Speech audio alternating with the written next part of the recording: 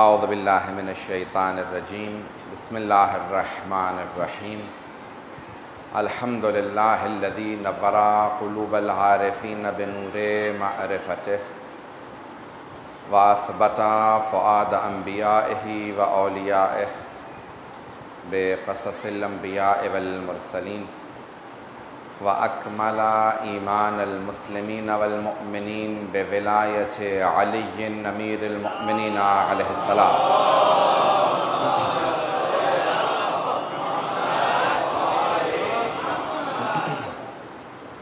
والصلاة والسلام والتحية والإكرام على أفضل الموجودات العبد المؤيد والرسول المسدد المصطفى الأمجد المحمود الأحمد أعني أبا القاسم محمد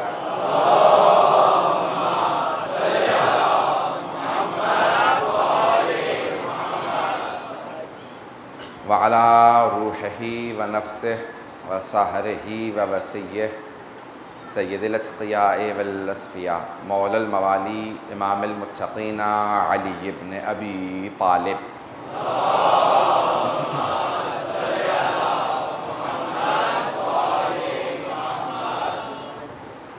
وعلى أوصيائه لا سيما بقية الله في الأرضين روحي وأرواح العالمين لتراب مقدمه الفداء واللعنة الدائمة على أعدائهم أجمعين من الآن إلى قيام يوم الدين. اما بعد فقد قال علی بن ابی طالب علیہ الصلاۃ والسلام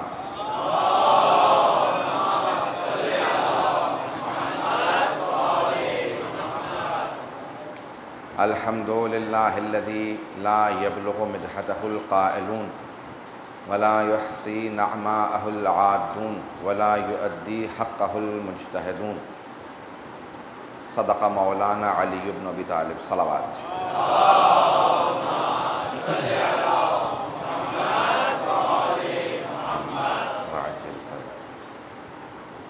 1437 کے محرم الحرام کا چاند نظر آ چکا ہے. پوری دنیا میں صف ماتم برپا ہے اور اس وقت دنیا کا کوئی ایسا ملک نہیں ہے، کوئی ایسا بر اعظم نہیں، کوئی ایسا خطہ نہیں کہ جہاں ذکر سید الشہداء نہ ہو رہا. اور اہل بیت علیہ السلام کا یہ خاص کرم ہے ان تمام لوگوں پہ کہ جو اہل بیت علیہ السلام کے ذکر سے وابستہ ہیں، ان کی خوشیوں میں خوش ہوتے ہیں، ان کے غم میں غم مناتے ہیں، حتیٰ اپنی خوشیوں کو بھی اہل بیت کی خوشیوں سے وابستہ کرنے کی کوشش کرتے ہیں اور اپنے غم میں بھی صرف ذکر محمد و آل محمد کرتے ہیں. عزیزان گرامی، اس عشرے کا عنوان جو مجھے دیا گیا ہے وہ نہج البلاغہ ہے، اور 10 دن میں یا 10-12 مجالس کے اندر نہج البلاغہ سے انصاف نہیں کیا جا سکتا.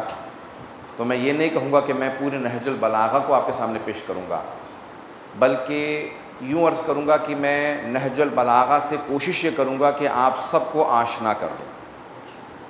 تو اس عشرے کا عنوان نہج البلاغہ یا آشنائی با نہج البلاغہ، کہ ہم آگاہ ہو سکیں کہ نہج البلاغہ کس کتاب کا نام ہے اور اس میں کون کون سے مطالب پائے جاتے ہیں.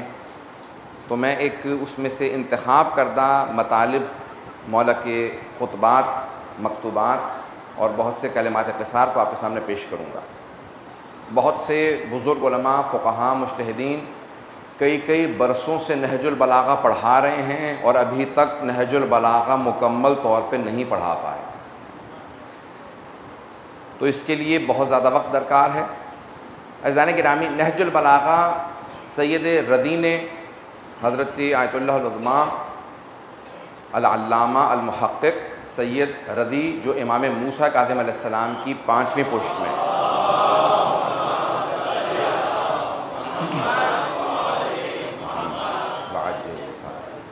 پانچویں پشت میں ہیں. امام موسیٰ بن جعفر علیہ السلام کی 7ویں امام علیہ السلام کی 5ویں پشت میں 4 نسلوں کا فاصلہ ہے اور امام سے ان کا شجرہ جا ملتا ہے. آج بھی جب آپ کاظمین زیارت کے لیے تشریف لے جائیں گے تو حرم کے باب القبلہ میں نہیں بلکہ باب القبلہ سے جب باہر نکلیں گے تو پہلے الٹے ہاتھ پہ ان کے بڑے بھائی سید مرتضیٰ کا روضہ ہے اور باہر دوسری طرف سید رضی کا، دونوں کی قبریں اور چھوٹی چھوٹی ذریحاں لگی ہوئی ہیں امام کی بارگاہ کے اندر۔ دونوں نے وصیت کی تھی، وہیں پڑھایا کرتے تھے، وہیں انہوں نے درس حاصل کیا، اور دونوں کو اہل بیت کی خاص تائید حاصل تھی۔ ان کے استاد شیخ مفید تھے، سب کے ذہنوں میں واقعہ ہوگا، صرف اشارہ کر کے آگے بڑھنا ہے کہ شیخ مفید نے خواب میں دیکھا کہ خواب میں ان سے کسی نے کہا کہ اے شیخ جناب سیدہ آپ سے ملنے کے لیے آئی۔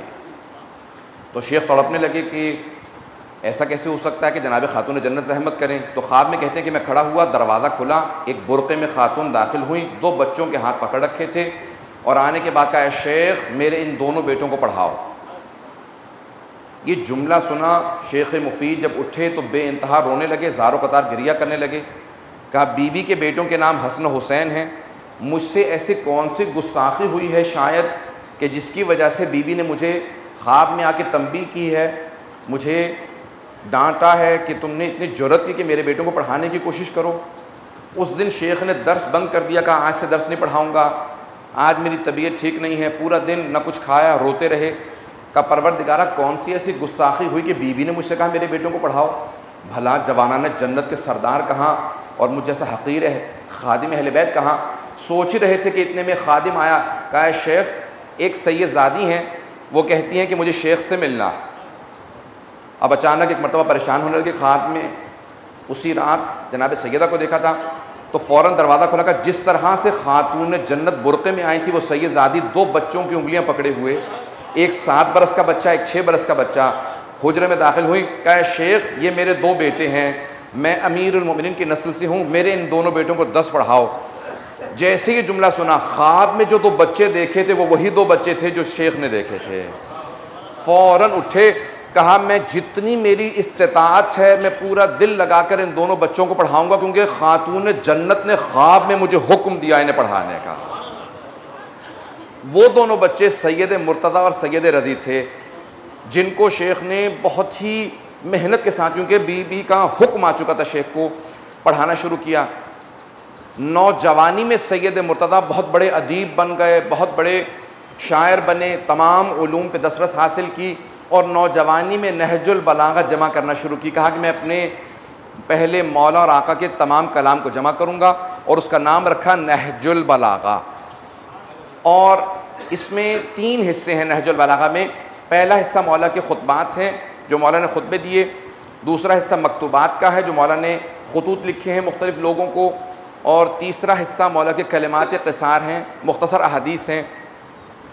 پہلے حصے میں جو مولا کے خطوط ہیں بعض اوقات ترتیب 239 یا 240 ہوتی ہے، 2 خطبوں کو کچھ نے 1 شمار کیا، کچھ نے زیادہ شمار کیا کہ نہیں یہ 2 خطبے نہیں بلکہ 1 خطبہ ہے، تو ترتیب کم اور زیادہ ہو جاتی ہے، لیکن تقریباً 240 خطبے ہیں نہج البلاغہ میں، اور 79 خط ہیں، 79، 1 کم 80 مولا کی اس میں مکتوبات مکتوب ہیں، اور 480 کلمات قصار ہیں۔ یہ نہج البلاغہ کا مختصر سا آپ کے سامنے تعارف ہے۔ اکثر لوگ پہلے خطبے سے شروع کرتے ہیں، اور جب پہلا خطبہ جو توحید پہ ہے بے انتہا سنگین، کہ خود نہج البلاغہ میں مولا فرماتے ہیں کہ کلام الامام امام الکلام، امام کا کلام تمام کلاموں کا امام ہوا کرتا ہے۔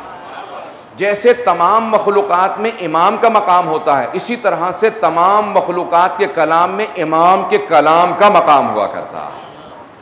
جیسے امام کی کوئی اللہ کی مخلوقات میں مثال نہیں ہوتی، اسی طرح سے امام کے کلام کی بھی کوئی مثال نہیں ہوتی، وہ بے مثال ہوتا ہے۔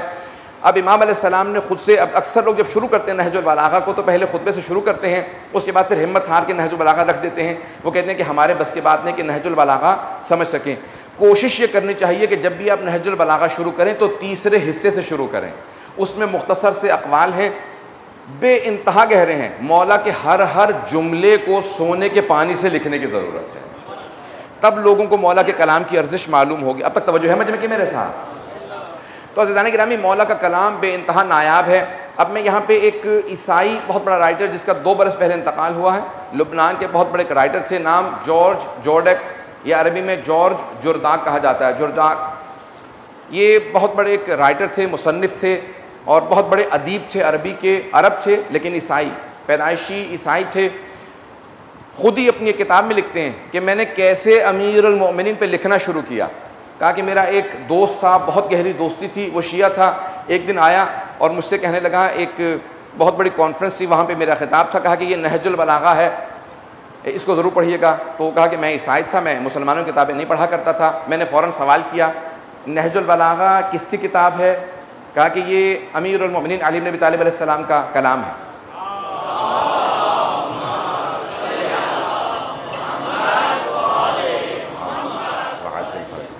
کہا امیر المؤمنین کا کلام ہے. کہا اچھا کتنے برس پرانا ہوگا؟ کہا اس کے ذہن میں فوراً آیا کہ مولا بہت پہلے گزرے ہیں. تو کہا کتنے برس پرانا ہوگا؟ کہا 1000 سال پہلے جمع کیا گیا ہے اور مولا نے جب خطبے کہے تھے تو 1400 سال پہلے یہ خطبے کہے ہیں. کہا میں نے صرف اس دوست کی محبت میں کتاب کو لے لیا، لیکن سوچنے لگا کہ 1400 سال پہلے کہے ہوئے خطبے ہمارے زمانے کے کس کام کے ہیں؟ 1000 سال پہلے ایک کوئی معاذ اللہ دقیانوسی کتاب لکھی گئی ہے، وہ آج کے کس دور میں کس کے کام آ سکتی ہے؟ کہ یہ سوچ کے میں نے کتاب اٹھائی اور میں نے جا کے گھر میں رکھ دی. کچھ دنوں بعد میں کچھ پڑھ رہا تھا، اچانک کتاب میرے سامنے سے گزری. میں نے کتاب کو کھولا، نہج البلاغہ کو اٹھایا اور پڑھنا شروع کیا. ایک خطبے سے نظر گزری، اس کے اندر کچھ ایسے خطبات تھے، کچھ ایسے کلام تھے جو سائنس میں آج تک ثابت ہی نہیں ہوئے تھے. بس وہ ایک خطبہ پڑھا اور میں نے خطبہ پڑھنے کے بعد رکھ دیا. کہا تو ابھی تو سائنس نے ثابت نہیں کیا، یہ کیسے ہو سکتا ہے کوئی انسان 1400 سال پہلے 1400 سال بعد کی بات کر رہا ہو. کہ پھر میرا دل اٹھ گیا، میں نے تو فیصلہ کر لیا کہ اس کے بعد سے نہج البلاغہ کبھی مطالعہ نہیں کروں گا، کبھی نہیں پڑھوں گا. نہج البلاغہ بند کر کے رکھ دی. کہ میں ایک سائنس کا پروگرام ٹی وی پہ دیکھ رہا تھا کہ ایک سائنسدان نے خطاب کرتے کرتے کہا کہ ابھی تازہ دریافت یہ ہے کہ سائنس نے تمام مخلوقات سے متعلق، سمندروں کی گہرائیوں سے متعلق، دوسری مخلوقات سے متعلق یہ باقاعدہ ایک پوری بحث شروع کی. جب یہ سنا تو اچانک میرے ذہن میں نہج البلاغہ کا، علی ابن ابی طالب کا وہ خطبہ آیا جس میں مولا نے یہ کہا تھا. کہ اچانک میرا دل پریشان ہونے لگا کہ 1400 برس پہلے واقعاً کوئی علی بن ابی طالب وہ کلام کہہ گیا جو سائنس آج دریافت کر رہی. کہ میں نے فوراً پڑھنا شروع کیا. کہ جب میں نے پڑھنا شروع کیا تو وہ عیسائی رائٹر کہتا ہے کہ میں نے جوانی میں پہلی مرتبہ 30-35 برس کی عمر میں پڑھا تھا. 90 برس سے زیادہ کہ وہ تھے 2 سال پہلے جب انتقال ہوا. کہ میں اپنی زندگی میں اول سے آخر تک 200 مرتبہ نہج البلاغہ کا مطالعہ کر چکا ہوں. کا 200 مرتبہ نہج البلاغہ کا مطالعہ کر چکا ہوں اور جتنی مرتبہ پڑھتا ہوں ہر دفعہ کچھ نہ کچھ نیا کلام میرے سامنے منکشف ہوتا ہے جسے پڑھنے کے بعد یقین ہو جاتا ہے کہ متقین کے امام کا نام، علم لدنی رکھنے والے کا نام علی ابن ابی طالب تھا.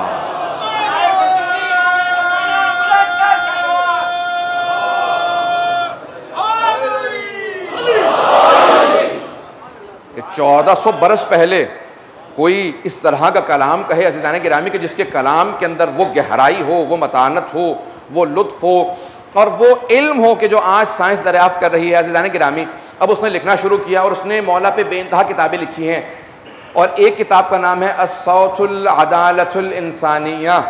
انگریزی میں اس کے کئی ترجمے ہو چکے ہیں. The voice of human justice, انسانی عدالت کی ندا یا آواز. اس نے کتاب کا نام رکھا ہے ان عدالت انسانی کی آواز. کتاب کا نام ہے عدالت انسانی کی آواز. وہ کہتے ہیں پوری انسانیت کی عدالت کی آواز کا نام علی ہے. کہا اگر تم دنیا میں دیکھنا چاہتے ہو کہ انسانیت کی عدالت کا نام کیا ہے تو کہا سمجھ لو علی بن ابی طالب نام ہے. کہا امیر المؤمنین. کہا دنیا کے اندر ایسے بہت سے افراد مل جائیں گے کہ جنہیں شدت ظلم کی وجہ سے قتل کیا گیا، لیکن کائنات میں صرف ایک ایسا پیشوا ایک ایسا پیشوا جس کا نام ہے علی بن ابی طالب، جنہیں شدت عدالت کی وجہ سے شہید کیا گیا. شدت عدالت، عزیزان گرامی، شدت عدالت کہ مولا کی عدالت کا کوئی پاس نہ رہ سکا، سب کوئی برداشت نہیں کر پا رہا تھا. عزیزان گرامی میں انشاءاللہ پیش کروں گا مطالب کو. آج ایک جملہ کہہ کے آگے بڑھ رہا ہوں اور مولا کے پہلے خطبے سے متعلق کچھ مطالب پیش کروں گا. اب جب نہج البلاغہ سوچنے لگتا ہوں تو مطالب بہت سے ذہن میں آ رہے ہوتے ہیں. سارے مطالب پیش کرنا میں نے پہلے کہہ دیا اشرے کی اس ایک اشرے میں گنجائش نہیں سارے مطالب پیش کر سکوں. جتنا ہو سکے گا کوشش کروں گا کہ آپ کے سامنے مطالب پیش کر سکوں اور انشاءاللہ تعالی امیر المؤمنین اس بیان سے راضی ہوں، ان کے بیٹے امام زمانہ راضی ہوں.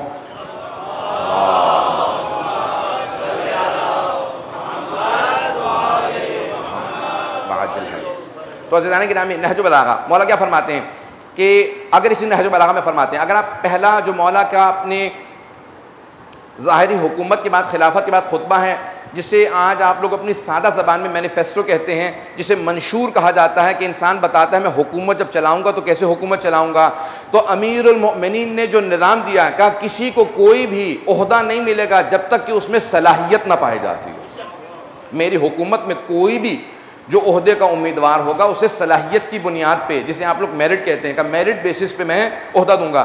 عزیزان گرامی مولا نے پھر اس کے بعد بیان کرنا شروع کیا کہ بیت المال کو ایسے خرچ کیا جائے گا جیسے پیغمبر اسلام نے فرمایا، حکم رسول خدا ہے، عدالت الہیہ کا جیسا نظام ہونا چاہیے ویسے۔ پھر فرمایا کہ اگر گزشتہ ادوار کے اندر کوئی حکومت میں رہ چکا ہے، کسی عہدے پہ رہا ہو اور اس نے بیت المال سے کوئی مال استعمال کر لیا ہو ناجائز طور پہ، یہاں تک کہ مولا نے فرمایا اگر تم میں سے کسی کے باپ نے بیت المال سے پیسے ناجائز طور پہ لے کے تم میں سے کسی کی ماں کا حق مہر ادا کیا ہو، میں اس پیسے کو بھی واپس لوں گا۔ میں جملہ بہت سخت کہہ گیا ہوں، مولا نے بیان فرمایا کہ اگر مہر بھی ناجائز طور پہ بیت المال کے پیسوں سے ادا ہوا تو میں اس کو بھی واپس لے لوں گا۔ عزیزان گرامی مولا کا خطبہ بہت سخت تھا، بہت سے لوگ اٹھے باہر گئے آپس میں گفتگو کرنے لگے کہ واقعاً علی ایسا کریں گے؟ کسی نے کہا کہ نہیں یہ سیاسی خطبہ ہے، سیاسی تقریر ہے، انشاءاللہ اس پہ عمل نہیں کریں گے، نہیں تو پھر کون اس ایسی حکومت میں رہ سکتا ہے، سبھی ہم لوگ ظالم ہیں۔ عزیزان گرامی اب ایک مرتبہ جب مولا نے اس پہ عمل کرنا شروع کیا تو بہت سے ایسے افراد موجود تھے جو دین پہ عمل نہیں کرتے تھے اور ان کے لیے بے انتہا مشکل تھا، اور مولا نے کہا کہ نہیں ویسا ہی عمل کیا جائے گا جیسا میں نے پہلے خطبے میں کہہ دیا تھا، وہ اور ہوں گے کہ خطبہ دکھانے کا اور ہوگا، عمل کرنے کی حکومت اور ہوگی۔ میری حکومت عدالت پہ استوار ہوگی، جتنا کچھ انجام دوں گا وہ عدالت کے مطابق ہوگا۔ عزیزان گرامی اب نہج البلاغہ کے اندر بے انتہا خطبات ہیں۔ پہلا خطبہ توحید سے متعلق ہے، اس کے کچھ مطالب پیش کرنا چاہتا ہوں اگر سارے مجمع کی توجہ میرے ساتھ ہوگی۔ صلوات پڑھیں گے محمد و آل محمد۔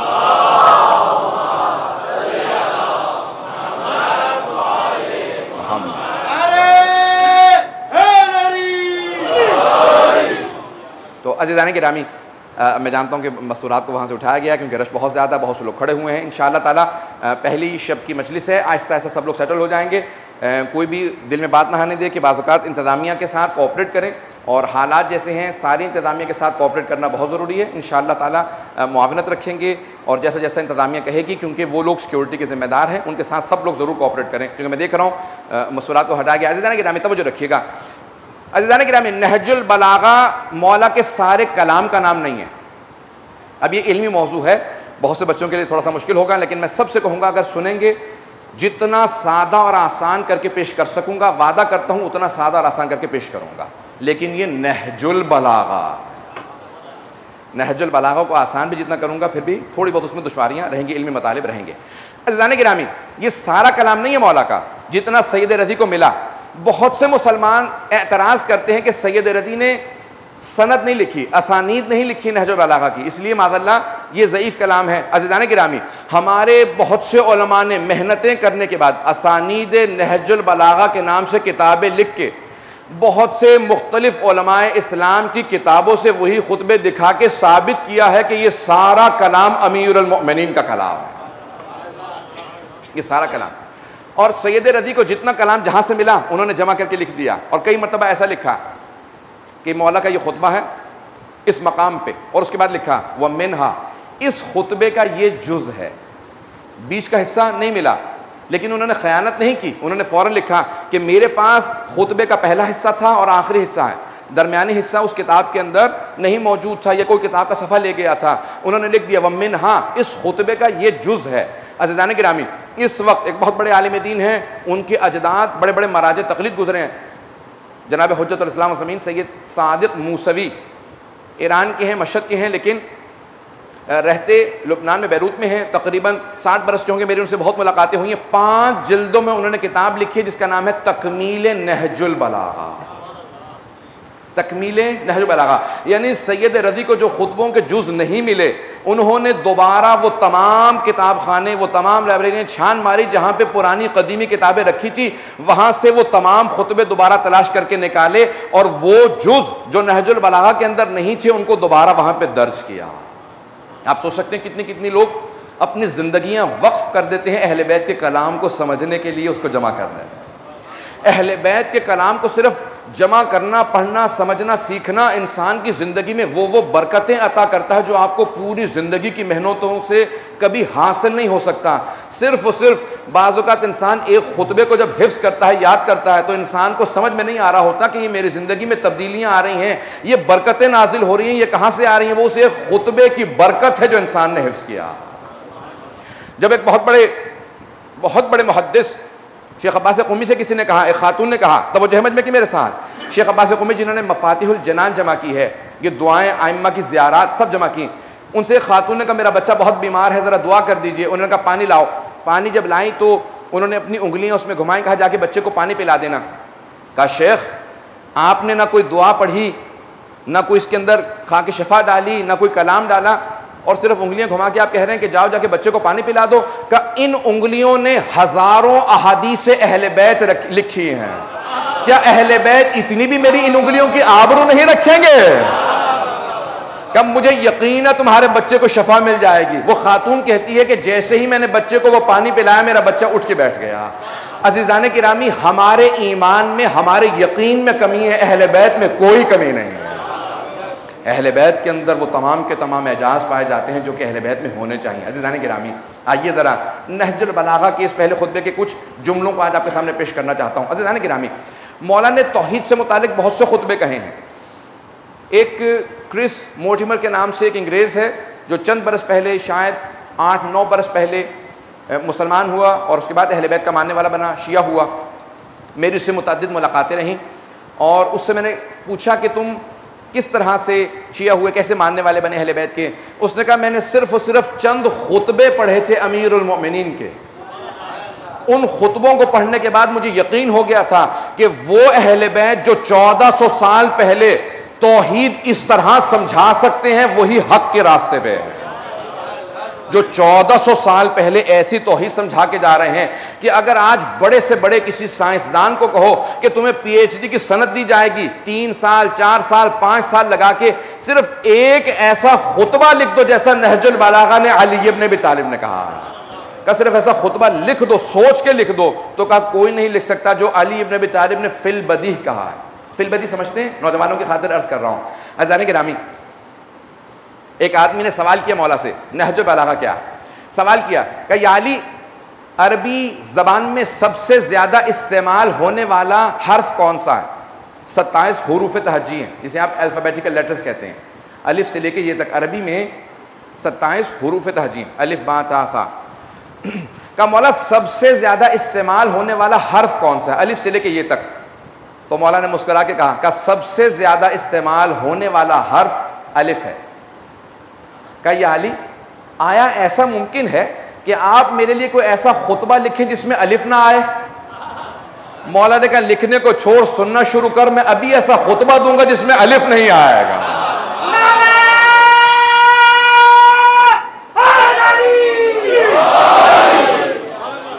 مولا نے فی البدیہ اسی موقع پہ ایک ایسا خطبہ دیا، پورے خطبے کے اندر کہیں الف نہیں آیا۔ عزیزان گرامی، قرآن کے اندر جب بہت سے لوگ تلاوت کر رہے تھے تو اعراب نہیں تھے، غلط پڑھ رہے تھے، مولا نے کہا اعراب لگاؤ۔ ابو الاسود دؤلی سے کہا میں بتاؤں گا اعراب کیسے لگائے جائیں گے، پھر نقطے لگائے، کیوں؟ کیونکہ نقطے نہیں تھے، سین اور شین میں لوگ تمیز نہیں کر پاتے تھے۔ مولا نے کہا نقطے بتاؤں گا، بے کے نیچے 1 نقطہ، تے کے اوپر 2 نقطے، تے پہ 3 نقطے، جیم میں، خے میں، ذال میں، زے میں، توجہ ہے، اتنے نقطے ہیں۔ ایک آدمی نے جب نقطے دیکھے کہا مولا اب تو ممکن ہی نہیں رہا کہ کوئی ایسا کلام عربی میں کرے جس میں کوئی ایسا حرف استعمال کرے جس میں نقطہ نہ ہو۔ مولا نے کہا ابھی سن، میں ایسا خطبہ دوں گا جس میں کہیں نقطہ نہیں آئے گا۔ عزیزان گرامی، ہم ایسے امام کے ماننے والے ہیں جس کے کلام کو نہج البلاغہ کہا جاتا ہے، آج تک دنیا دم بخود ہے۔ مولا نے فی البدیہ ایسی دعائیں کہی ہیں، ایسے خطبے دیے ہیں کہ جن کو سوچنے کے لیے، سمجھنے کے لیے، ان کی تشریح کرنے کے لیے، شرح لکھنے کے لیے، تفسیر کرنے کے لیے کئی برس کی ضرورت ہے۔ عزیزان گرامی، بہت بڑے بڑے مفسر گزرے نہج البلاغہ کے، ایک نام ہے ابن ابی الحدید معتزلی، اہل سنت کے بہت بڑے عالم ہیں۔ 700-750 سال پہلے 20 جلدوں پہ مشتمل انہوں نے نہج البلاغہ کی تفسیر لکھی ہے، 20 جلدوں پہ مشتمل۔ وہ کہتے ہیں میں جتنی مرتبہ نہج البلاغہ کو پڑھتا ہوں مجھے ہر دفعہ نئے مطالب نظر آتے ہیں. اور اس کے بعد ایک جملہ لکھا, کہا علی کے کلام کو پڑھنے کے بعد یقین ہو جاتا ہے کہ علی کا کلام تحت کلام الخالق و فوق کلام البشر. میں نے ترجمہ نہیں کیا ہے لیکن پھر بھی بہت سے لوگ پہنچ گئے ہیں. وہ ابن ابی الحدید معتزلی کہتے ہیں کہ مجھے یقین ہے کہ کوئی آدمی اسے کچھ نہ پتا ہو کہ علی کون تھے, امام تھے, معصوم تھے, حجت خدا تھے, منصوص من اللہ تھے, کچھ نہ جانتا ہو, صرف عربی زبان جانتا ہو, اسے نہج البلاغہ پڑھا دو تو خود اس کا شعور, اس کے عقل و فراست, فہم و فراست سب گواہی دیں گے کہ اللہ کے کلام سے نیچے اور تمام مخلوقات کے کلام سے بالاتر کلام کا نام نہج البلاغہ.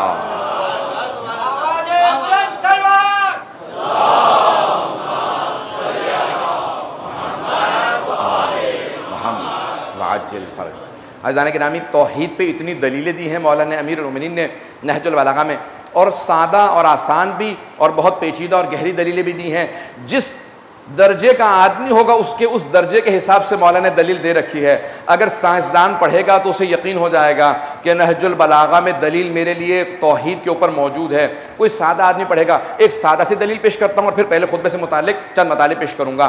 مولا فرماتے ہیں, اے میرے فرزند محمد حنفیہ, اگر اللہ کے علاوہ اور کوئی خدا ہوتا لَأَتَتْكَ رُسُلَهُ, تو وہ بھی اپنے رسولوں کو بھیجتا. توجہ کیجیے گا عزیزان گرامی, مولا فرماتے ہیں اگر اللہ کے علاوہ اور بھی کوئی خدا ہوتا تو وہ بھی اپنے رسولوں کو بھیجتا. 1,24,000 انبیاء, ہر نبی ہر رسول آ کے ایک ہی بات کہہ رہا ہے, لا الہ الا اللہ, اللہ کے سوا کوئی معبود نہیں.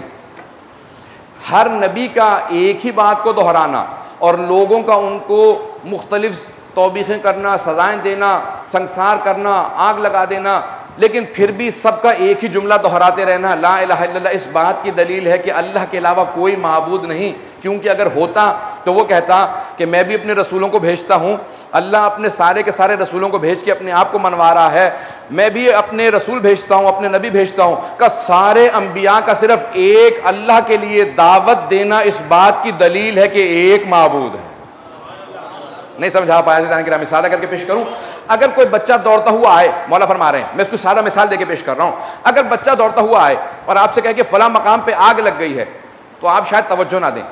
اور اگر دوسرا بچہ آ کے کہے کہ وہاں آگ لگ گئی ہے, آپ تھوڑا سوچنا شروع کریں گے. اور اگر تیسرا بچہ آ کے کہے وہاں آگ لگ گئی, چوتھا, پانچواں, 10واں, 20 بچے آ کے آپ کو کہیں کہ وہاں آگ لگ گئی ہے, اب آپ مجبور ہوں گے کہ جا کے دیکھے گئی, ایسا نہ ہو کہ آگ لگ گئی ہو. عزیزان گرامی, اگر سادہ سے نادان بچے آ کے کہیں کہ وہاں پہ آگ ہے تو آپ جا کے دیکھیں گے. اور اگر 1,24,000 معصوم انبیاء بار بار آ کے ایک جملہ دہرائیں کہ کوئی معبود نہیں سوائے اللہ کے,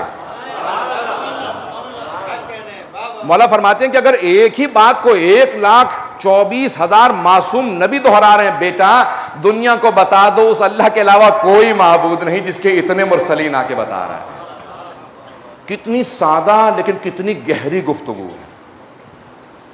مولا ہر انسان کے درجے کو دیکھ کے ویسا کلام کرتے ہیں. جیسا آدمی آگے سوال کرتا ہے مولا اس کے حساب سے, بچے کو سمجھانا چاہیں تو بچے کے حساب سے, بزرگ ہو, سائنسدان ہو, عالم ہو, اس کے حساب سے.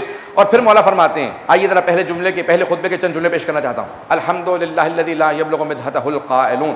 مولا فرماتے ہیں اگر تمام تعریفیں کرنے والے جمع ہو جائیں تاکہ اللہ کی تعریف کر سکیں, اس کی مدح و ثنا کر سکیں, اس کی حمد بجا لائیں, تو کہا سب کی کوششیں ختم ہو جائیں گی لیکن اللہ کی تعریف کوئی نہیں کر سکے گا. الحمدللہ الذی لا یبلغ مدحتہ القائلون کا جتنے بولنے والے ہیں وہ جتنی بھی تعریفیں بجا لائیں, کا تعریف اس خدا کی کہ جس کی تعریف کرنے والے تعریف بیان نہیں کر سکتے. وَلَا يُحْصِي نِعْمَاءَهُ الْعَادُونَ. اور اگر تمام کے تمام نعمتوں کو گننے والے اللہ کی نعمتوں کو گننا شروع کریں تو سب کا گننا تمام ہو جائے گا, اس کی نعمتیں ختم نہیں ہوں گے. کیا تم گنتے رہو گے اللہ کی کس کس نعمت کو گنو گے؟ عزیزان گرامی, میں کسی شہر میں کہیں مجلس پڑھنے گیا ہوا تھا تو ایک صاحب بالکل ٹھیک تھے, اچانک وہ ایک دن مجلس میں آئے تو ان کی ایک آنکھ نہیں کھل رہی تھی. قریبی تھے, بہت محبت کرتے تھے. میں نے سوال کیا کہ کیا ہوا؟ کہ میں ڈاکٹر کے پاس گیا تھا, انہوں نے کہا کہ یہ جو آپ کی آنکھ کی آئی لڈ کہتے ہیں, یہ آنکھ کے اس کے اوپر مسلز ہوتے ہیں, کہا وہ کام کرنا بند کر گئے, اس لیے میری آنکھ مجھے اٹھانا پڑتا ہے دیکھنے کے لیے, وہ خود بخود گر جاتی ہے. یہ جو آنکھ کے اوپر آنکھ کا پردہ ہے, کہا اس میں طاقت نہیں رہی, اب وہ دوبارہ کچھ آپریشن کریں گے اور طاقت دیں گے. تو میں ان کو دلاسا دینے لگا کہ نہیں مولانا، مجھے آج یہ مولا کا فرمان سمجھ میں آیا ہے کہ اللہ کی کس کس نعمت کو گننا چاہو گے تم گن نہیں پاؤ گے. کہا ہمارے جسم میں صرف چہرے پہ بتایا ہے مجھے ڈاکٹروں نے کہ کئی ہزار مسلز ہوتے ہیں جو استعمال ہو رہے ہوتے ہیں بولنے کے لیے، رونے کے لیے، مسکرانے کے لیے. عزیزان گرامی، اگر ہم اپنے صرف جسم میں گننے پہ آئیں تو ہم اللہ کی نعمتوں کو نہیں گن سکتے. مولا فرماتی ہیں اگر تمام گننے والے جمع ہو جائیں تو نعمت الہی کو لوگ نہیں گن پائیں گے. نعمتیں جتنی بھی نعمتیں ہیں کہ نعمت الہی کو کوئی گن نہیں سکتا. ولا یؤدی حقہ المجتہدون کا کوشش کرنے والے. یہاں مجتہد بے معنی لغوی اصطلاحی معنی میں نہیں. مجتہد یعنی وہ نہیں کہ جو اجتہاد کرے، بلکہ مجتہد یعنی جو کوشش کرے لغوی معنی میں. مولا فرماتے ہیں اگر تمام کوششیں کرنے والے جمع ہو جائیں، ولا یحصی نعماہ العدون ولا یؤدی حقہ المجتہدون کا اگر تمام کوششیں کرنے والے جمع ہو جائیں تو اللہ کا کوئی حق ادا نہیں کر سکتا. پتہ نہیں جملوں کو پہچان پا رہا ہوں کہ نہیں، صرف ترجمہ کر رہا ہوں. اگر صرف پہلے خطبے کا ترجمہ ہی پیش کر دوں تو بہت مشکل ہے. عزیزان گرامی آئیے ذرا جلدی پیش کروں گا. مولا فرماتے ہیں کہ دین میں سب سے پہلی چیز کا نام ہے کہ اللہ کی معرفت حاصل کرو، اور اس کی معرفت حاصل کرنے کا حق یہ ہے کہ تم اس کی توحید کے قائل رہو. اور توحید کا حق یہ ہے کہ اللہ سے مخلص رہو، اخلاص سے مانو، اسے اپنا رب مانو. کہا جب کہہ رہے ہو نا کہ اللہ سب سے بڑا ہے، اللہ اکبر، نماز میں ہاتھوں کو بلند کرو. آپ نے دیکھا ہے جب ہم ہاتھوں کو بلند کرتے ہیں عدالت میں جائیں نا تو ہاتھ اٹھا کے قسم کھائی جاتی ہے، جو کچھ کہوں گا سچ کہوں گا، سچ کے سوا کچھ نہیں کہوں گا. مولا فرماتے ہیں جب دونوں ہاتھ اٹھا کے کہو کہ اللہ سب سے بڑا ہے، اللہ اکبر، اللہ سب سے عظیم ہے، تو کم از کم نماز میں جھوٹ نہ بولو، دل سے کہو پروردگارہ تو سب سے باعظمت ہے. کہ توحید کیا ہے، اے کاش کہ نہج البلاغہ کے خطبے اگر ہمیں سمجھ میں آ جائیں، میں اے کاش پیش کر سکوں، صرف ترجمہ صحیح طرح سے پیش کر سکوں. مولا توحید کو بیان کرتے ہیں کہ یہ ساری کائنات سجانے والی ہستی کا نام اللہ سبحانہ و تعالیٰ ہے. عزیزان گرامی تھوڑی سی توجہ کیجیے گا. مولا فرماتے ہیں کہ اس نے اس طرح سے دنیا کو خلق کیا کہ اس کے سامنے کوئی مثال پہلے موجود نہیں تھی. اگر کہیں نا کہ اسی امام بارگاہ جیسا ایک اور امام بارگاہ بناؤ، ایک آرکیٹیکٹ آئے گا، انجینئر آئے گا، بلڈر آئے گا، سب آئیں گے، آ کے دیکھیں گے کہ کیسے بنایا گیا، کون سی دیوار کہاں، کیسے لائٹیں کہاں پہ، فلور کیسا بنا تھا. ہر چیز کو دیکھنے کے بعد اس کی کوشش کریں گے کاپی کی جائے. عزیزان گرامی مولا فرماتے ہیں اللہ کے سامنے اس پوری کائنات کی کوئی مثال موجود نہیں تھی جب بنا رہا تھا. اور کہا کہ پہلی مرتبہ میں جب بنا رہا تھا تو تجربے سے سیکھ نہیں رہا تھا کہ غلطیاں کرتے کرتے سیدھا کرتا چلا جاؤں. کہ بغیر تجربے کے، بغیر مثال کے جو اس کائنات کو بنائے اسے خدا کہا جاتا. کہ اس کے سامنے نہ کوئی مثال موجود تھی، نہ اس کے سامنے تجربے کی. کہ اس کے علم میں کوئی چیز کم نہیں ہے کہ جو کبھی سوچے. کہ مخلوقات کے تمام اعمال کو اپنے علم سے جانتا تھا، علوم کے، اس کے علم کے اندر تمام مخلوقات کے سارے اعمال تھے. اس کے باوجود اس کی بڑائی تھی گناہوں کو دیکھنے کے باوجود تمہیں خلق کر دیا. اگر چاہتا تو خلق نہ کرتا.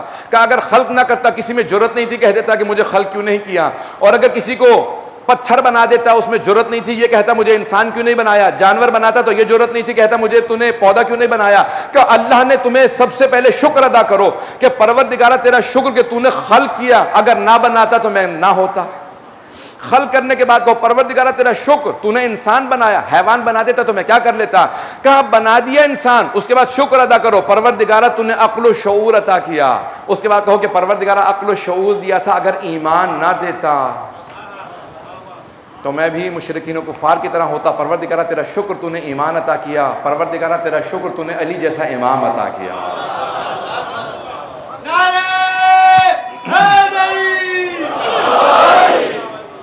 عزیزان گرامی ہم کس امام کے ماننے والے ہیں جنہوں نے اس طرح سے توحید کو سمجھایا. مولا پھر آگے جانے کے بعد کہتے ہیں کہ یہ ساری کی ساری کائنات جب اس نے بنائی کہ کتنے ستارے ہیں، کتنے سیارے ہیں. آج اس پوری کی پوری کہکشاں کو جسے آپ گیلیکسی کہتے ہیں، دنیا کے اندر اربوں کھربوں گیلیکسیز موجود ہیں، کہکشائیں موجود ہیں، اور یہ تمام کہکشائیں پھر ایک ملکی وے میں ہیں. مولا فرماتے ہیں ابھی لوگ دنیا میں اللہ کی مخلوقات کو صرف گن نہیں سکتے. اتنے ستارے سیارے اتنے نظام موجود ہیں کہ لوگ گن نہیں سکتے. کہ جو اس کی مخلوقات کو گننا نہیں جانتے وہ خدا کا انکار کیسے کر دیتے ہیں.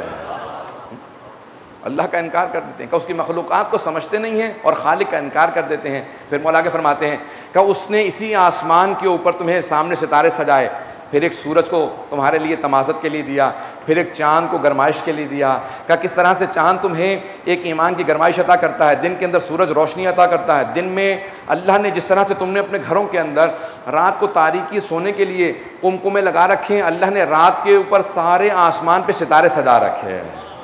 عزیزان گرامی، اس پیارے انداز سے مولا نے تمام کی تمام اس کائنات کا ایک نقشہ کھینچا ہے کہ سوائے اس کے کہ جو ان چیزوں کا شاہد ہو کوئی دوسرا بتا ہی نہیں سکتا۔ مولا فرماتے ہیں کائنات کتنی وسیع ہے، اور پھر مولا نے کائنات کو بتانے کے بعد فرشتوں کا نظام بتایا، کتنے فرشتے ہیں۔ کہا اللہ نے ایسے فرشتے خلق کیے ہیں جو رکوع میں ہیں وہ سجدے میں نہیں جاتے، جو سجدے میں ہیں وہ رکوع نہیں کرتے، جو تسبیح بجا لا رہے ہیں وہ حمد کے لیے طاقت نہیں رکھتے، جو حمد کرتے ہیں ان میں دوسرے کی صلاحیت نہیں ہے۔ تو اتنی مخلوقات اللہ نے تسبیحات کے لیے خلق کی ہیں، انہیں تمہاری اس عبادت کی ضرورت نہیں ہے، اس عبادت سے تم اللہ سے قریب ہوتے ہو۔ وہ اپنے آپ کو تمہاری عبادت کا محتاج نہیں بناتا، اگر کوئی اس کی حمد بجا لاتا ہے تو اللہ میں کوئی اس کی عظمت میں اضافہ نہیں ہوتا، اگر کوئی اس کا انکار کر دیتا ہے تو اس کی عظمت میں کمی نہیں آتی۔ حمد بجا لانے والا اپنے آپ کو خدا سے قریب کرتا ہے، اور حمد بجا نہ لانے والا اپنے آپ کو خدا سے دور کرتا ہے۔ عزیزان گرامی، یہ توحید کا پورا نظام اور پھر پورا فرشتوں کا ایک نظام۔ پھر اس کے بعد مولا نے جناب آدم علیہ السلام کی پہلی خطبے کے اندر خلقت سے متعلق کچھ جملے کہے ہیں کہ اللہ نے سارے ملائکہ کو بتایا کہ میں زمین پہ اپنا خلیفہ بھیجنے والا ہوں، اپنا نمائندہ بھیجنے والا ہوں۔ اور جب جناب آدم کو خلق کیا، اس پوری خلقت کا قرآن کے اندر بھی تذکرہ ہے، مولا نے اپنے انداز سے تذکرہ کیا ہے۔ اور پھر مولا نے ابلیس کے مذموم ہونے کا، اس کے تکبر کا تذکرہ کیا ہے۔ چند جملے مولا کے پیش کروں گا شیطان سے متعلق، کہ مولا نے کس زاویے سے شیطان کو سمجھایا کہ دیکھو اس کو سمجھو، جب دشمن کو سمجھو گے تبھی اس سے بچ سکو گے، جب تک دشمن کو سمجھو گے نہیں۔ انہ لکم عدو مبین، قرآن کہتا ہے کہ شیطان تمہارا آشکار کھلا ہوا دشمن ہے۔ عزیزان گرامی، ان جملوں کو پیش کرنا چاہتا ہوں۔ مولا فرماتے ہیں کہ اس نے 6000 سال عبادت کی تھی۔ بہت سے لوگ یہ جملہ سن کے پریشان ہو جاتے ہیں کہ 6000 سال عبادت اور ایک سجدے میں حبد، سارے اعمال اللہ نے رد کر دیے۔ عدالت سے بالاتر وہ رحمان و رحیم ہے، اس کی رحمت ہر چیز سے بالاتر ہے، حتیٰ عدالت سے زیادہ اس کی رحمت ہے۔ وَرَحْمَتِي وَسِعَتْ كُلَّ شَيْءٍ، قرآن میں کہتا ہے کہ اور میری رحمت ہر چیز پہ احاطہ کیے ہوئے ہے۔ توجہ ہے مجھ میں کہ میرے ساتھ؟ تو مولا سمجھا رہے ہیں اس جملے کو کہ ایک سجدے کی وجہ سے 6000 سال کی عبادت رد نہیں ہوئی۔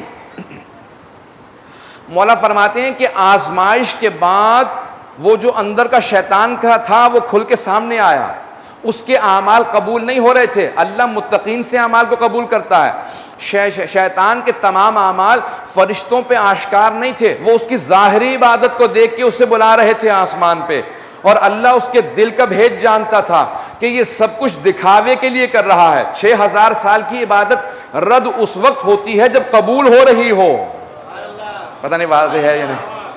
مولا نے کہا رد تو اللہ تب کرتا جب وہ قبول ہو رہی ہوتی، وہ سب کچھ دکھاوے کے لیے تھا۔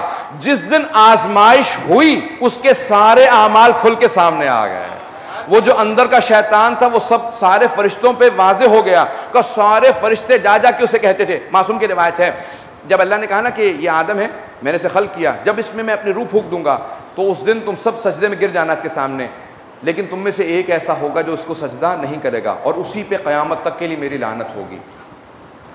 تو کہا جب یہ جملہ سنا سارے فرشتے تڑپنے لگے، رونے لگے، اور ابلیس کے پاس آئے ایک ایک کر کے سب فرشتے، کہا ہمارے لیے دعا کر دے کہ وہ میں نہ ہوں جس پہ اللہ کی لعنت ہو۔ مولا فرماتے ہیں کہ شیطان نے سب کے لیے دعا کی لیکن اپنے لیے دعا نہیں کی، اتنا مغرور و متکبر تھا۔ کہا پروردگارہ ان پہ لعنت نہ بھیجنا، یہ نہیں کہتا تھا مجھ پہ لعنت نہ بھیجنا، کہا اتنا مغرور و متکبر تھا، سمجھتا تھا کہ میرا احسان ہے خالق پہ، میں اس کی عبادت کرتا ہوں۔ کہ کب جا کے آشکار ہوا، کب کھل کے سامنے آیا؟ جب اللہ نے امتحان لیا۔ بہت سے لوگ جب تک امتحان نہیں ہوتا چھپے رہتے، پتہ نہیں بات واضح ہے یا نہیں؟ مولا فرماتے ہیں کہ شیطان سے سبق سیکھو، جب تک امتحان نہیں ہوتا بہت سے لوگ چھپے رہتے ہیں۔ ہر طرف سے حمد و ثنا بجا لاتے ہیں، تعریف کرتے ہیں، جیسی آزمائش شروع ہوتی ہے فوراً شکوے شروع ہو جاتے ہیں، یہ ہمارے گھر میں چوری کیوں ہوئی، یہ ہمارے گھر میں پریشانی کیوں آئی، میں ہی بیمار کیوں ہوا، اللہ کو کوئی اور نہیں ملا تھا۔ کہا دیکھو کبھی شکوہ نہ کرنا، یہ اللہ کی آزمائشیں ہوتی ہیں، آزمائشوں میں سرشار رہنا، اللہ کا شکر بجا لاتے رہنا انسان کی ایمان کی علامت ہے۔ عزیزان گرامی، اب کتنے اسے خطبے کے اندر اسرار و رموز ہیں جو مولا امیر المؤمنین نے نہج البلاغہ میں فرمائے،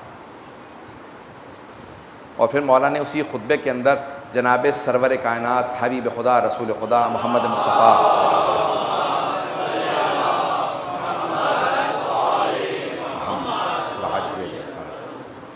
ان کی عظمت کو بیان کیا۔ عزیزان گرامی، ان خطبوں کے اندر آئیے ذرا میں انشاءاللہ آنے والے دنوں میں پیش کروں گا تفصیل سے، ان خطبوں کے اندر کس تفصیل سے مولا نے جناب ختم مرتبت کا تعارف کروایا ہے، ان کی عظمت کا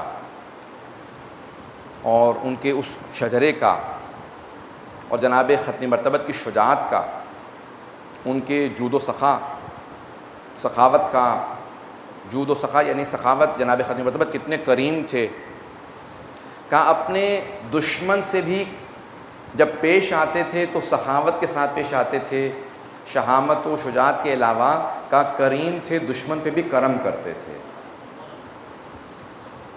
کہ رسول خدا بے انتہا۔ اب جناب ختم مرتبت کا تعارف اگر پاکستان میں ایوارڈ دیا جاتا ہے سیرت النبی لکھنے پہ، اے کاش کہ کوئی آدمی نہج البلاغہ سے سیرت نبی کو مرتب کرے کہ مولا امیر المؤمنین نے سیرت رسول خدا کیا فرمائی۔ آئیں صرف ایک جملے کو پیش کروں گا اور آگے خطبے کے جملوں کی طرف جاؤں گا۔ مولا نہج البلاغہ میں فرماتے ہیں کہ کان رسول اللہ صلی اللہ علیہ وسلم طبیب دوار بطبہ، کا ایک ایسے طبیب تھے، ایک ایسے لوگوں کے نفوس کا علاج کرنے والے تھے کہ جو اپنی طبابت کو، اپنی پریکٹس کو اپنے ہاتھ میں لیے معاشرے کے ساتھ چلتے تھے۔ پتہ نہیں توجہ ہے یا نہیں مجھ میں کی مولا، آپ نے دیکھا ہے اکثر ڈاکٹر اپنی پریکٹس کھولتے ہیں، اپنی کلینک کھول لیتے ہیں، سرجری اب مختلف نام ہیں، اور کہتے ہیں لوگ آئیں علاج کے لیے۔ کہ رسول خدا ایسے معالج نہیں تھے، نفسوں کے ایسے علاج کرنے والے نہیں تھے کہ جو لوگوں کو دعوت دیں کہ آؤ میرے پاس اپنے نفسوں کا علاج کراؤ۔ کہ رسول خدا حبیب خدا اس ہستی کا نام تھا کہ جو لوگوں کے نفسوں کا علاج کرنے کے لیے لوگوں کے پاس جایا کرتے تھے، کہ لوگوں کے پاس جا جا کے ان کے نفوس کا علاج کرتے تھے۔ کہا رسول طبیب دوار بطبہ، جب بھی میں اس جملے کو پڑھتا ہوں میرے رونگٹے کھڑے ہو جاتے ہیں کہ مولا آپ سے بہتر رسول خدا کو کوئی نہیں جانتا۔ یا امیر المؤمنین، آپ کی عظمتوں کو سلام ہو، آپ نے رسول خدا کو سمجھایا بھی تو ایک نئے زاویے سے سمجھایا ہے۔ طبیب دوار بطبہ، کا خود سے اپنی طبابت ہاتھ میں لیے، کا اتنی محبت رکھتے تھے مخلوقات کی ہدایت کے لیے کہ گھر گھر جا کے لوگوں کو خود سے پکار کے بتاتے تھے کہ تمہیں خالق نے ندا دی ہے، تمہیں اللہ نے بلایا۔ کہا کہ وہ منتظر نہیں رہتے تھے کہ لوگ ان کی طرف آئیں، لوگوں کی طرف جاتے تھے، کہ لوگوں کو جا کے۔ عزیزان گرامی، اللہ نے ارسال اور بعث کا قرآن میں لفظ استعمال کیا، انا ارسلنا رسلنا بالبینات، انا بعثنا، یا ہم نے بھیجے، رسول بھیجے ہیں، بعث کیے ہیں۔ مولا فرماتے ہیں کہ اللہ نے بھیجا انبیاء کو، رسول خدا حتیٰ کفار و مشرکین کے جب عذاب سے متعلق سوچتے تھے تو روتے تھے کہ پروردگارا میں چاہتا ہوں کہ ان سب کو ہدایت ہو جائے۔ وہ اللہ جو ارحم الراحمین ہے وہ کہہ رہا ہے کہ اگر میرے رحم کا سب سے باعظمت مثال کو دنیا میں دیکھنا چاہتے ہو تو میرے حبیب رحمت للعالمین کو دیکھ۔ کس طرح سے مولا نے جناب ختم مرتبت کے اس رویے کو پیش کیا۔ جملے کو پیش کرنا چاہتا ہوں، فضائل کا جملہ ہے۔ میں جانتا ہوں کہ نہج البلاغہ بہت سے جب سن کے آئیں گے تو یہی سوچیں گے کہ مولا کے بے انتہا فضائل آئیں گے، مولا کے علوم کے جتنے فضائل ہیں یہاں پیش کروں گا، لیکن ایک جملہ مولا کی ذوالفقار سے متعلق سن لیجئے۔ جب سوال کیا کسی نے، کہا یا علی، رسول خدا جنگ کیوں نہیں کرتے تھے؟ صرف ایک جنگ میں حنین میں آپ نے تلوار اٹھائی، اس کے علاوہ ہمیشہ امیر المومنین سے کہتے تھے یا علی اب حملہ کیجئے۔ کہا تم نے قرآن نہیں پڑھا؟ کہا قرآن میں رسول خدا کی تلوار کا، شمشیر کا کہاں تذکرہ ہے؟ کہا قرآن میں سورہ انبیاء میں اللہ نے فرمایا ہے کہ وما ارسلناک الا رحمۃ للعالمین، اے میرے حبیب ہم نے آپ کو عالمین کے لیے رحمت بنا کے بھیجا۔ کہ رحمت کا تقاضا یہ ہے کہ پھر تلوار نہ چلے کیونکہ وہ رحمت الہی ہیں۔ تو فوراً سوال کرنے والے نے سوال کیا، کہا یا علی پھر آپ نے تلوار کیوں چلائی؟ کہا کیونکہ وہ رحمت الہی تھے، میں جلال الہی ہوں۔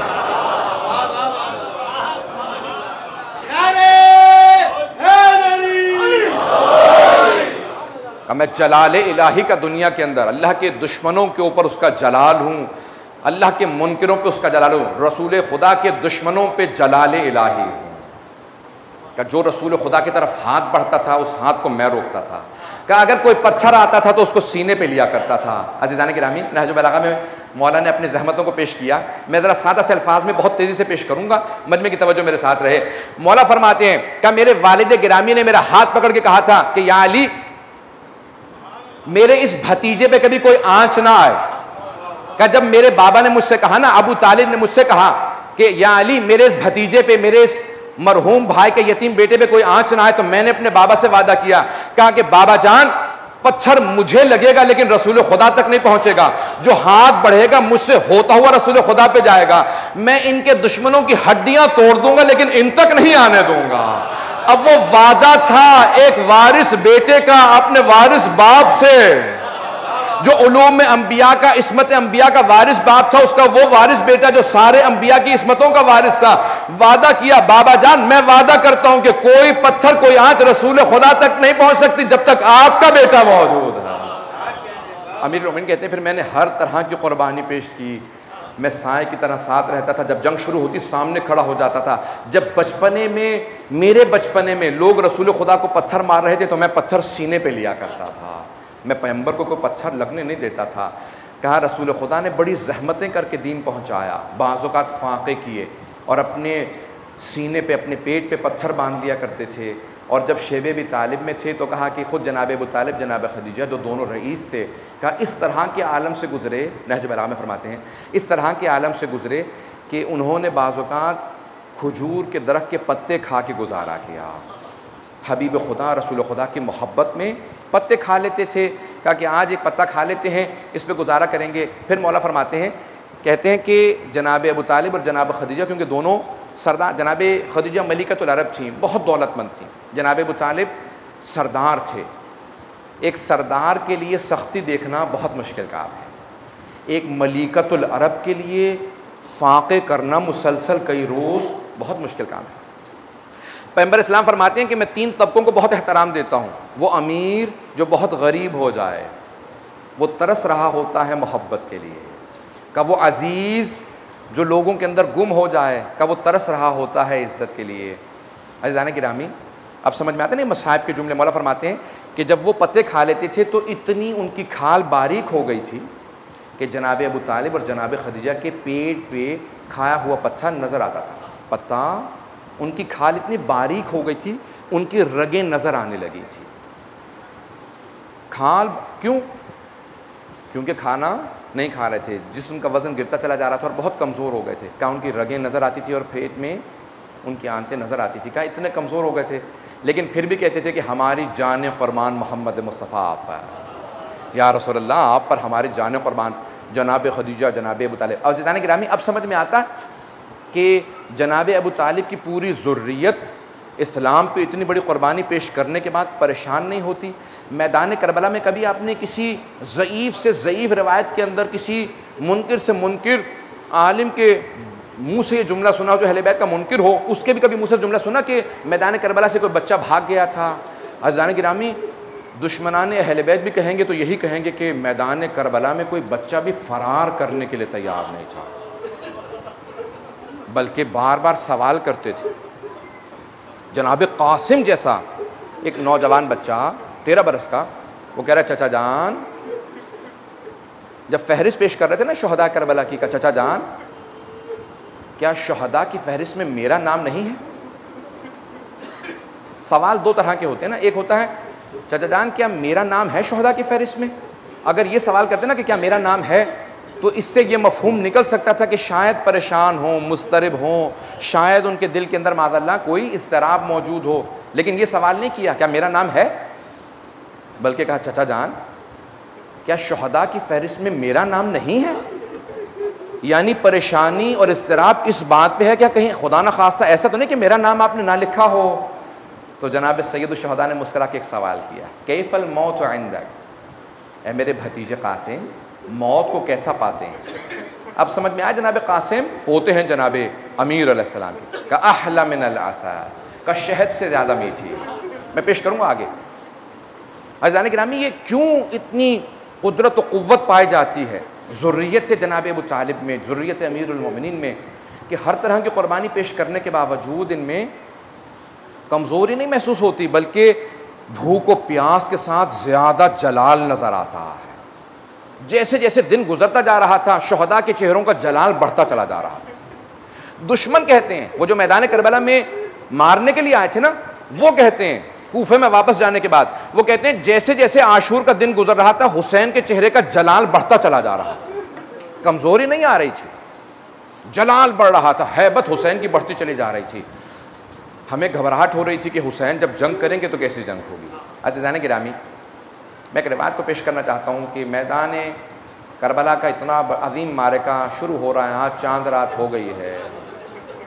میں بھی 1-2 ہفتے پہلے کربلا سے آیا ہوں، تیاریاں شروع ہو چکی تھیں، عجیب و غریب ایک ماحول تھا۔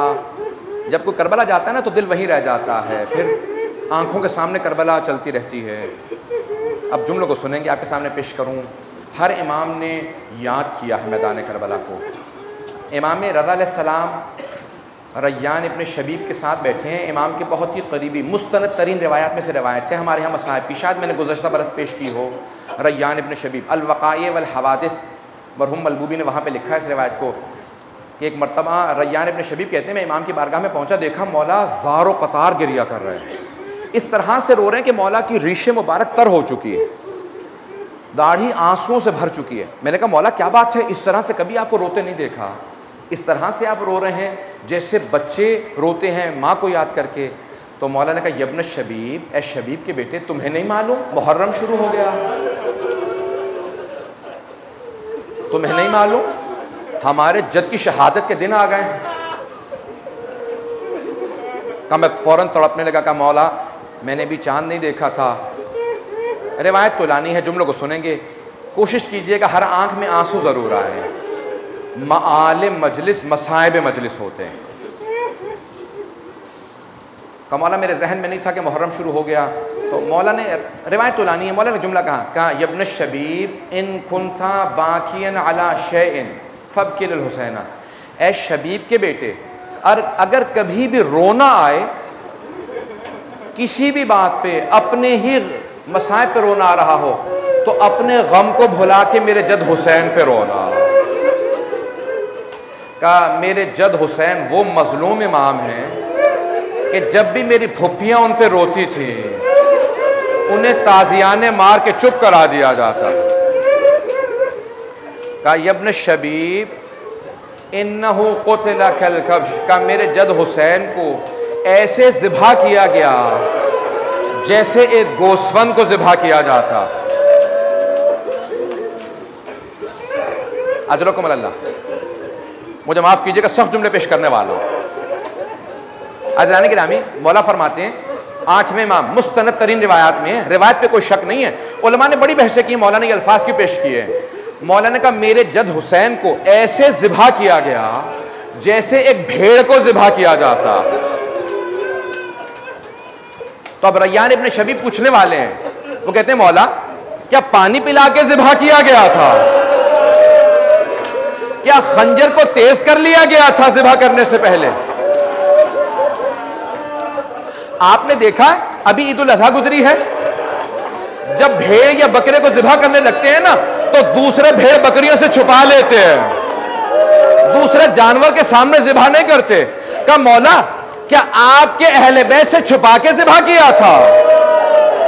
ایک مرتبہ امام رضا تڑپنے لگے، بلند آواز سے رونے لگے، کہا نہ پانی پلایا، نہ خنجر کو تیز کیا، نہ میری پھپھی 70 قدم کے فاصلے پہ کھڑی دیکھ رہی تھی، ان کے سامنے پردہ کیا۔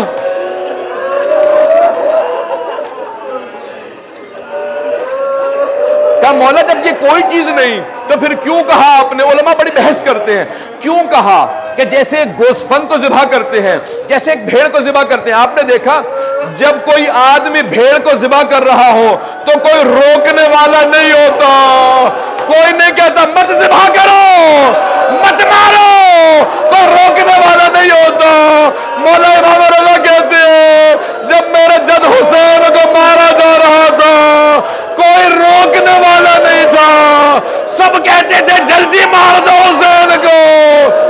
ایک مرتبہ میدان کربلا میں زلزلہ آنے لگا، ایک بی بی برقع سر پہ لے کے خیمے سے باہر آئی، دونوں ہاتھ سر پہ رکھے۔ ایک مرتبہ بی بی فرماتی ہے میں نے چاروں طرف دیکھا، مجھے میرا بھائی نظر نہیں آیا۔ میں نے دیکھا ایک آدمی بیچ میں کھڑا ہے، سر سے لے کے پاؤں تک زخم ہے۔ میں نے تڑپ کے دیکھا چاروں طرف سے لوگ تیر مار رہے تھے، جسے تیر نہیں ملتا تھا وہ نیزہ مارتا تھا، جسے نیزہ نہیں ملتا تھا وہ تلوار کا وار کرتا تھا، جسے کچھ نہیں ملتا تھا وہ پتھر مارتا تھا۔ بی بی فرماتی ہے میں نے گھبرا کے کہا انت اخی، کیا آپ میرے بھائی حسین ہیں؟ کہ میرے بھائی نے یہ نہیں کہا ہاں یا نہ، ایک مرتبہ مجھے دیکھا کہ یا زینب ارجعی الی الفسطاط ارجعی الی الخیام، زینب خیمے میں واپس چلی جاؤ، ابھی جب شمر میرے سینے پہ سوار ہوگا۔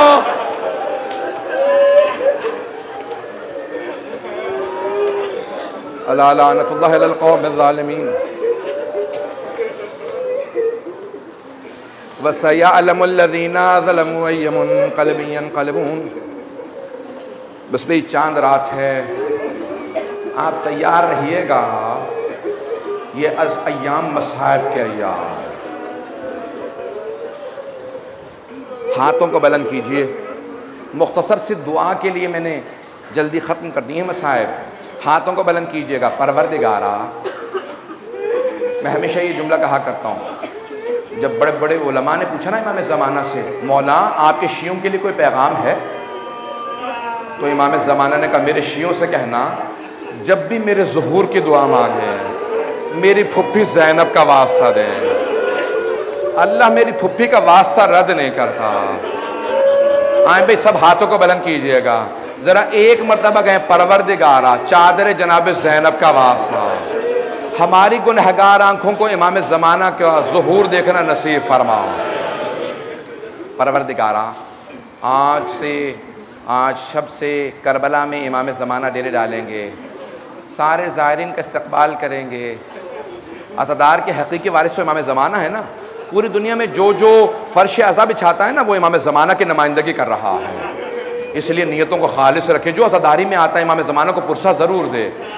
دو ہستیوں کو پرسہ دینا لازم ہے، سب کو پرسہ دیں لیکن دو ہستیوں کو، ایک جناب سیدہ سلام اللہ علیہ، جناب زہرا کو کیونکہ ان کے لال کا ماتم ہے، اور دوسرا امام زمانہ جو آج وارث ہے عزاداری کے۔ آئیں بھی ذرا مل کے ہاتھوں کو بلند کر کے کہیے گا پروردگارا دنیا میں بہت ظلم بڑھ چکا ہے، ظالموں کا خاتمہ فرما، داعش کا تمام دہشت گردوں کا خاتمہ فرما، داعش کو غارت فرما، مؤمنین کی حفاظت فرما، ہمارے مقامات مقدسہ کی حفاظت فرما، نجف و کربلا کی، سامرہ کی، بلد کی، شام کے تمام روضوں کی، کاظمین کی حفاظت فرما۔ پروردگارا جنت البقیع تعمیر ہوتا دیکھنا نصیب فرما۔ پروردگارا جنت البقیع کی ان ٹوٹی ہوئی قبروں کا واسطہ کہ جب جناب سید الشہداء جا رہے تھے تو پہلے نانا کے روضے پہ آئے، پھر ماں کی قبر پہ آئے۔ روایت کے الفاظ ہیں الوقائع والحوادث میں کہ جیسے ایک بچہ ماں سے لپٹ کے روتا ہے نا، سید الشہداء قبر مطہر سے ایسے لپٹے ہوئے تھے اور لپٹ کے اتنا رو رہے تھے قبر سے، اور بار بار کہتے تھے اماں میں مدینہ چھوڑ کے جا رہا ہوں، اماں میں عراق جا رہا ہوں، اماں میں عراق جا رہا ہوں۔ میرا دل کہتا ہے کہ اسی بی بی نے فوراً آواز دی ہوگی بیٹا آپ اکیلے نہیں جائیں گے، میں ساتھ جاؤں۔ پروردگارا واسطہ اس بی بی کی عظمتوں کا تمام کے تمام مومن و مومنات کی حفاظت فرما، جو ہاتھ بلند ہے کسی کو رد نہ فرما، عزاداری کی عزاداروں کی حفاظت فرما۔ پاکستان میں جہاں جہاں، عراق میں، بحرین میں، یمن میں، جہاں جہاں عزاداری ہو رہی ہے پروردگار عزاداری خیر و عافیت سے مکمل فرما۔ پروردگارہ، ایک اور واسطہ دوں گا میں مکمل کر دوں گا، پروردگارہ ایک آخری واسطہ دے رہا ہوں، پروردگارہ واسطہ ہے اس امام کا کہ جو آج کربلا معلّہ کے اندر سارے زائرین کا استقبال کر رہے ہوں گے، اور استقبال کرتے ہوئے کن جملوں کو دہراتے ہیں؟ زیارت ناحیہ ذرا جا کے پڑھیے گا، اس کے جملوں کو ذرا دیکھیے گا، بڑے مصائب ہیں اس کے اندر۔ مولا فرماتے ہیں اے میرے جد حسین، اب میں صبح و شام آپ پہ گریا کروں گا، بدلت دموع دما، اگر میرے آنسو خشک ہو جائیں تو میں خون کے آنسو بہاؤں گا۔ مولا جب بھی میری پھپھیاں آپ پہ روتی تھی انہیں تازیانے مارے جاتے تھے، مولا اب میں صبح و شام آپ پہ گریا کروں گا۔ پروردگارہ اس امام کی عظمتوں کا واسطہ، آج چاند رات ہے، ابھی تو میں نے تفصیل سے مسائل پیش ہی نہیں کیا ہے، یہ سب رو رہے ہیں، پروردگارہ ان آنسوؤں کو جناب سیدہ کے رومال میں جگہ عنایت فرما، ہم سب کو زندگی میں امام حسین کی زیارت نصیب فرما، آخرت میں سید الشہداء کی شفاعت نصیب فرما۔ پروردگارہ جو جہاں جہاں پہ بسا ہوا ہے، پروردگارہ جو جو مرادیں رکھتا ہے، جس نے التماس سے دعا کی ہے، جو جس طرح کی پریشانی رکھتا ہے، سب کی پریشانیاں دور فرما، التماس سے دعا کرنے والوں کی دعائیں مستجاب فرما، بے اولادوں کو اولاد عنایت فرما، مقروضوں کے قرض ادا فرما، پریشان حالوں کی پریشانیاں دور فرما۔